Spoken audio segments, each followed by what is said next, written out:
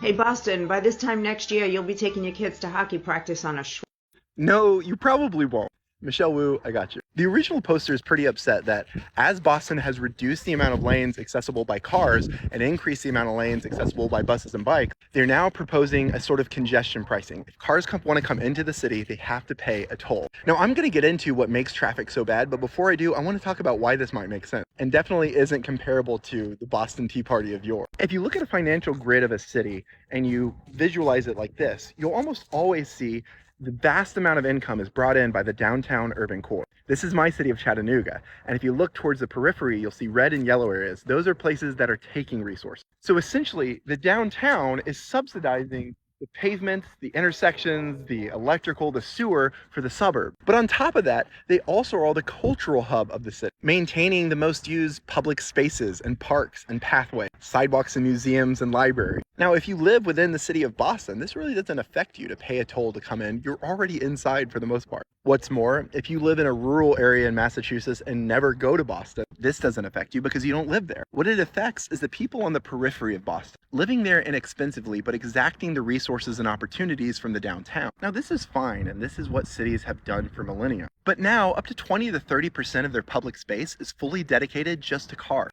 Cars that the average American is paying 20% of their income themselves. So cars are expensive for the individual, it's an expensive cost on the society. And if you live in Boston and you wanted this public space to be anything else, forget about it. You have no choice except to make pathways that are convenient for people who don't even live in your city. And so what New York has done, cities like Paris have done, and what Boston is looking at doing is saying, if you don't live here, you can still enjoy our city, but you're gonna have to pay the premium for the convenience of bringing your suburban life in here. Now, cities are our bastions of culture, innovation, business. But for the last 70 years, we've restricted their expansion with zoning law, which reduces the supply despite demand being higher than ever for cities. This drives up the cost of living in a city. What a lot of these policies are looking to reverse are the unnatural restrictions of city development that have been in play for decades. Now let's get to traffic. If you think about cities like LA, Houston, or Atlanta, you think of super wide roads and highways. But instead of it being a traffic-free utopia, it's probably the place you've experienced some of the worst traffic. And that's because traffic is caused by what is known as induced demand.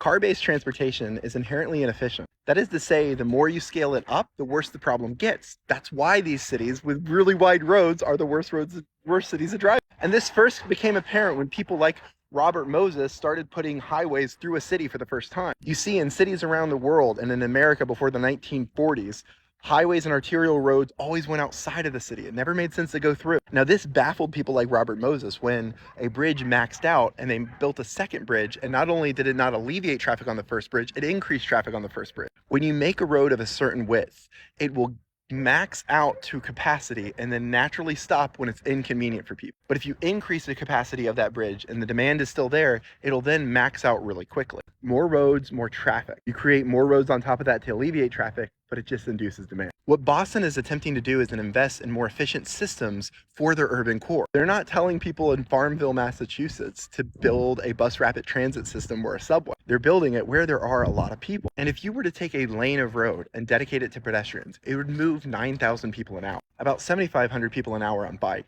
15 to 2,000 people an hour in a car, 10 to 25,000 people an hour for bus rapid transit / trains. So in the urban core of Boston, it makes sense for their constituents, the ones that are both extracting and bringing value, to give them a more efficient means of transportation and make that available. Now, if you don't want to bring your kid to hockey practice on a Schwinn, take them to hockey practice in your neighborhood. Oh wait, hockey practice and other cultural events probably don't happen in your neighborhood because you don't allow them to happen in your neighborhood. The city has a right to the self-determination of how they raise the money and funds to pay for their infrastructure. And in this case, they're getting the most expensive, most inefficient form of transportation and asking it to pay part of its way. Because right now, cars, the taxes that you pay on cars, the fees you pay to register your car, make up less than half of the expense that they cause on the city and society as a whole. Cars are heavily subsidized.